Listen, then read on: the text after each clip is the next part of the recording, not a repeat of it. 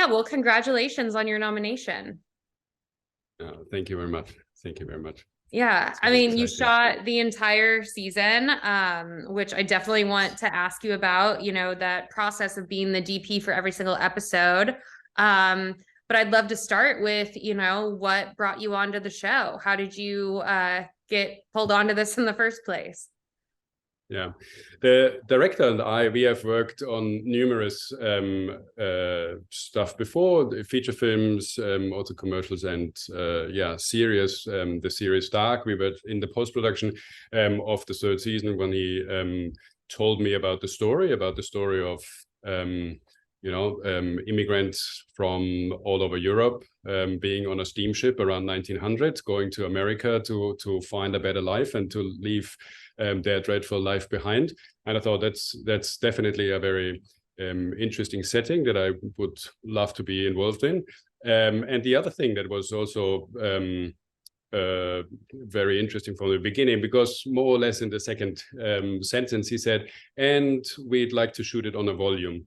And at the time, I didn't know what the volume is. Whenever I'm involved in a project, I don't want to normally watch a lot of other stuff, so that I'm, stay concentrated in what I'm doing and not be distracted by other styles or other looks or anything.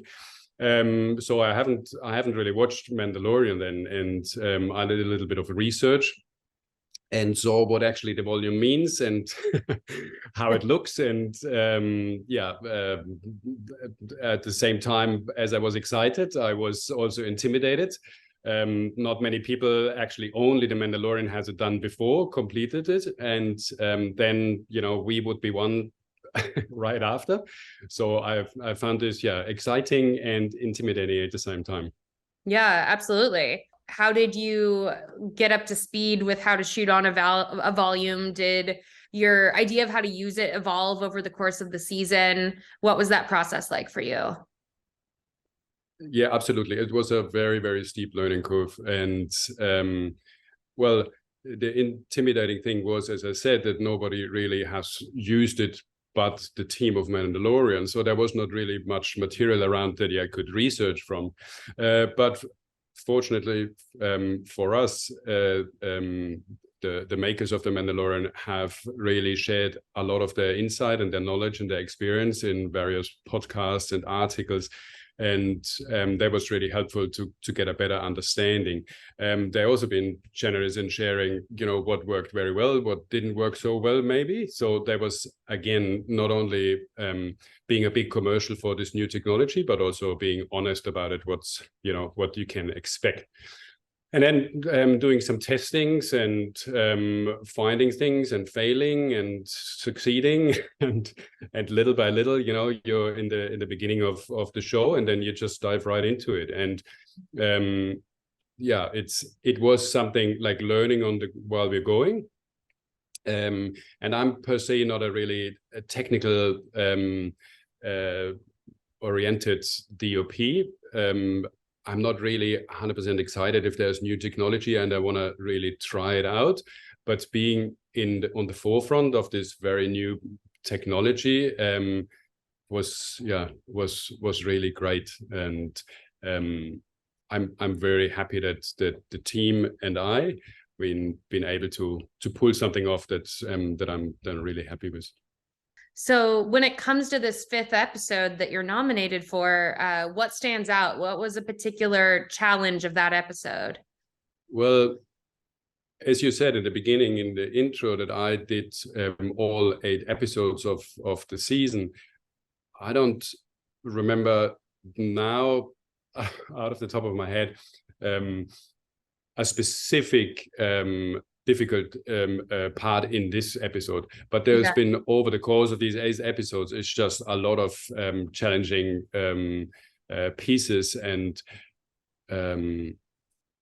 I think in general, the working with the volume was for me the biggest obstacle to overcome, or not an obstacle, challenge to overcome. And I really enjoy having challenges for myself, and so that was great to working. Just to make this for the show, my idea was to make it look very realistic and naturalistic in a way, and you know, having nature outside but shooting it in the studio, you know, surrounded by an LED wall. I thought that's something that is just hard to recreate. Nature is such a wonderful thing. We all know about how, you know, light reacts outside, bounces around off surfaces, and just an atmosphere from outside, but creating this inside in an environment that is just very technically, in a way, that was actually the biggest challenge of them all. So yeah, I would love to talk more about this, you know, the fact that you shot every single episode of this season. So how do you really approach a project like that? Was it more like filming a very long movie, or what was the process like? I came out now after the third season of I came out of the third season of Dark. We shot the first season a few years back, and that was the first time that I was involved in such a long project. And again, going into a project where, you know, it's about 100 shooting days, I find it challenging from your mindset, you know, challenging also how you stay focused over this long time, how you keep a script in your head over this long course, and how do you stay close within the team, you know, so that you don't be on one another's neck on day 17 and just like killing one another. Yeah. But I think, and that's what I did at the time, is just you approach it as I guess running a marathon. Not that I ever did this, but you know, it's 42 kilometers. So you take your pace, you take it easy, you know, you'll be patient with yourself, patient with everybody else, and then you just go. And in terms of the reason why we did it at the time was also a budget reason.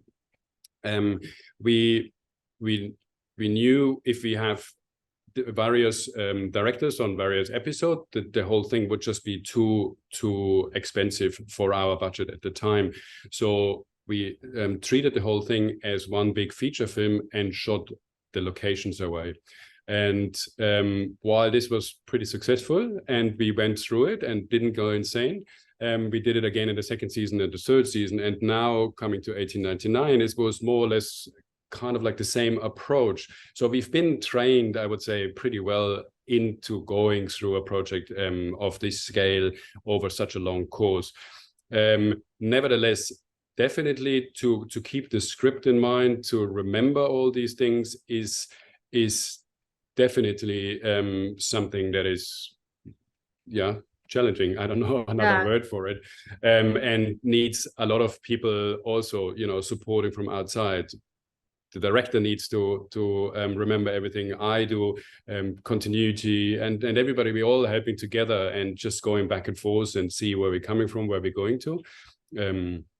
It is possible, but it's just certainly it's long for a project like this. It's you certainly feel the days coming to the end. Yeah. Well, what's something you're most proud of that you achieved with this season? I think coming back to the volume, that we make it look fairly decent. You know, when people think about it, that's their opinion, and I'm really always happy to hear what everybody thinks, the good things and the bad things, because I'm always in the position of still learning about it. You know, I haven't mastered it. The technology is evolving so fast, so we're all learning at the same time. And the more we talk about it, the more we all, you know, can involve as cinematographers in it. The other thing was, I don't know, there were just so many challenges, but there was also so much fun stuff. And I just thought about it a few days back. One of the most exciting parts for me was standing in a later episode. There is a big storm coming, and standing on a deck outside an exterior set and having about I don't know, 5 to 6 tons of water splashing over you and you be in the middle and operating the camera. That's very exciting. So that's the other thing what we here in Europe do a lot, is that the DOP is also operating. So I was operating a camera and doing this to my DOP work as well. And yeah, but it sometimes is it's a lot, but on other hands I can stay there right in the action, and I just really love doing this. So being on this water, in this water, sliding chaos was really fun. It was one of my best shooting days. Yeah, I mean, that sounds super exciting. Yeah. So what does this nomination mean to you? It means very, very much to me. Yeah, the ASC nomination is for me the biggest thing that you can actually achieve. The award is, but the nomination is very, very close to it. The biggest thing that you can achieve in my opinion as an recognition in cinematography. The ASC is just the largest and most important society of cinematographers. All the cinematographers that I look up to are involved or have been involved in the ASC, and being recognized in this society is just really, really wonderful. My peers are basically putting up the nominations and then awarding it. So a lot of people that I really think very highly of as artists watching my stuff, and I think that's just wonderful. Yeah, it is. Are there any of your fellow nominees in this category or any other category that really inspired you this year that you'd like to give a shout out to? Well, it's all obviously the best work, and the shows that are nominated alongside myself in my category, twice Mrs. Maisel, then Westworld, and what's it called, the dragon? House of the Dragon, yeah. House of the Dragon, yeah, sorry. That speaks definitely for the quality of these shows, and yeah, I'm most excited to be nominated alongside, not in the same category, but all the feature film nominees. Each one of them has influenced me majorly, and to be more or less written on the same on the same page as the nominees is just, I'm very, very excited about this one too. And I like all these feature films very much, and I think for whoever is voting for them, that's going to be a really, really challenging vote, because they're so different in their storytelling, in their style, and they're all so very strong. And yeah, it will be very, very hard to pick the one who deserves the first place, I guess. Right.